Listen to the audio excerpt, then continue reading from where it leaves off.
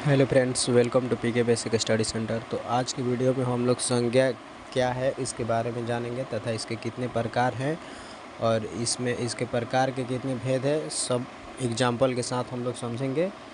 तो अगर आप लोग चैनल को सब्सक्राइब नहीं किए तो सब्सक्राइब कर लीजिए और ये संज्ञा को अच्छी तरीक़ा से समझें, बिल्कुल आसान भाषा में। तो चलिए आगे बढ़ते हैं और वीडियो में समझते हैं। तो चलिए संज्ञा के उदाहरण एवं प्रकार को समझेंगे। तो किसी व्यक्ति, वस्तु, स्थान अथवा भाव आदि के नामों को संज्ञा कहते हैं। इनके 5 प्रकार होते हैं। पहला व्यक्तिवाचक संज्ञा, दूसरा जातिवाचक संज्ञा, तीसरा समूहवाचक संज्ञा, चौथा भाववाचक संज्ञा, पांचवा द्रव्यवाचक संज्ञा। तो चलिए इनको समझते हैं। पहला व्यक्तिवाचक संज्ञा किसे कहते हैं? तो इसका डिफिनेशन हो गया, जिस संज्ञा शब्द से किसी विशेष या खास व्यक्ति वस्तु का बोध होता है उसे व्यक्तिवाचक संज्ञा कहते हैं। जैसे में इसका उदाहरण देख लेंगे। पंडित जवाहरलाल नेहरू भारत के प्रथम प्रधानमंत्री थे। तो ये किसी व्यक्ति से बोध कर रहा है। जो पंडित जवाहरलाल नेहरू थे ये किसी का नाम है और वह एक भारत के प्रथम प्रधानमंत्री थे। दूसरा, ताजमहल आगरा में स्थित है। तो क्या आगरा में स्थित है? ताजमहल एक जगह है, ताजमहल एक स्थल का नाम है जो आगरा में स्थित है। अब नेक्स्ट आगे देखते हैं, जातिवाचक संज्ञा किसे कहते हैं? उदाहरण सहित समझाएं। तो इसका डिफिनेशन है, जिस संज्ञा शब्द से किसी प्राणी, वस्तु अथवा स्थान की पूरी जाति का बोध कराता हो उसे जातिवाचक संज्ञा कहते हैं। जैसे लड़कियां नाच रही है, तो लड़कियां जो है ये पूरे लड़कियां जाति से बोध कर रहा है। काली लड़कियां, गोर लड़कियां, छोटी लड़कियां, बड़ी लड़कियां, चाहे जैसी भी लड़कियां हो उसे पूरा लड़कियां जाति से बोध कर रहा है, इसीलिए ये जातिवाचक संज्ञा हो गया और इसका ये उदाहरण हो गया। फिर दूसरा देखते हैं, पक्षी आकाश में उड़ रहे हैं।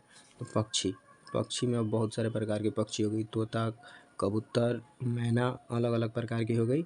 तो ये जातिवाचक संज्ञा हो गया, इसमें पूरे पक्षी जाति का बोध करा रहा है।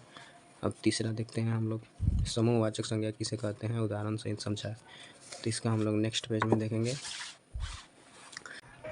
चलिए अब समूहवाचक को समझते हैं। समूहवाचक संज्ञा, जिस संज्ञा शब्द से किसी पूरे समूह का बोध होता है उसे समूहवाचक संज्ञा कहते हैं। जिस संज्ञा शब्द से किसी पूरे समूह का बोध होता है उसे समूहवाचक संज्ञा कहते हैं। जैसे यहाँ गाय का मेला लगता है, तो यहाँ पर गायों का मेला, तो गायों क्या है? एक समूह है गायों का, इसे हम समूहवाचक कहते हैं। फिर यहाँ पर दे रहा है एक और ऑप्शन है, इस स्कूल में बहुत सारे छात्र उपस्थित हैं। इस स्कूल में बहुत सारे छात्र मतलब कोई बड़ा छात्र भी होगा, छोटा छात्र भी होगा, फिर उसके बाद से कोई 1 क्लास में पढ़ता होगा, कोई 2 में पढ़ता होगा, कोई 5 में पढ़ता होगा, उस सब का अलग अलग है। तो इस स्कूल में बहुत सारे छात्र हैं मतलब अनेक प्रकार के छात्र हैं। तो ये हो गया हमारा समूहवाचक संज्ञा। चौथा, भाववाचक संज्ञा किसे कहते हैं? उदाहरण सहित समझाएं। यहाँ पर है, जिस संज्ञा शब्द से किसी प्राणी के गुण, दोष अथवा उसके मन के भाव का पता चलता है उसे भाववाचक संज्ञा कहते हैं। जैसे बुढ़ापा बहुत बुरा होता है। बुढ़ापा क्या है? यह एक किसी व्यक्ति को भाव के बारे में मतलब मन की दशा और उसकी शरीर की स्थिति के बारे में बता रहा है। जैसे बुढ़ापा बहुत बुरा होता है।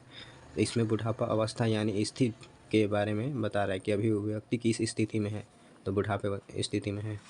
फिर इसके आगे देखते हैं एग्जाम्पल, इसमें बुरा गुण के बारे में बता रहा है। बुरा इसमें बहुत भाव के बारे में बता रहा है, मतलब बुढ़ापा एक बुरा है, उसी के बारे में बता रहा है। फिर अब आगे देखते हैं, अब 5वां देखते हैं लास्ट, द्रव्यवाचक संज्ञा का उदाहरण सहित। द्रव्यवाचक संज्ञा, जिस संज्ञा शब्द से किसी भी वस्तु को सिर्फ मापा तौला जा सके उसे द्रव्यवाचक संज्ञा कहते हैं। जैसे 1 किलो चावल, 1 केजी चावल, मतलब इसमें चावल की गिन नहीं सकते हैं, इसमें चावल गिन नहीं सकते, सिर्फ माप तौल सकते हैं, तो इसी को हम द्रव्यवाचक संज्ञा कहते हैं। जैसे में आटा, पानी, गेहूँ, चना दाल, ये सब हम गिन नहीं सकते हैं, केवल माप तौल सकते हैं, उसी के सहारे बता सकते हैं कि कितना किलो है, कितना लीटर है, कितना क्या है।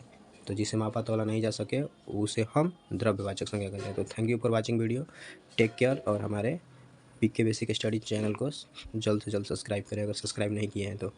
Thank you.